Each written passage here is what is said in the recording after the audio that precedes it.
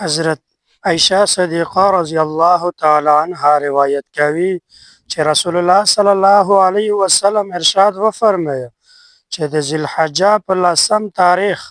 یعنی د عید الاضحی په ورځ باندې اولاد آدم بل اعمال سوا د فرض اعمال نه الله ته په قربانی نه زیات نه دی ورخواش. د قربانی جناور د قیامت په ورځ د خپلې شکرې او د ویشتې او صادبشي د شنګرې سره وردرېمي او د قربانۍ وینه په مځکه باندې لوېدل نه د مخه الله جل شانه رضامندي او الله جل شانه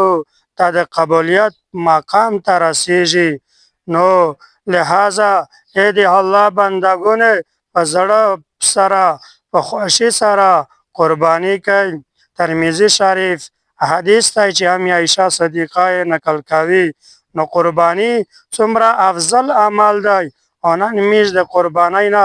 د ځون بچ کول د پوره قسم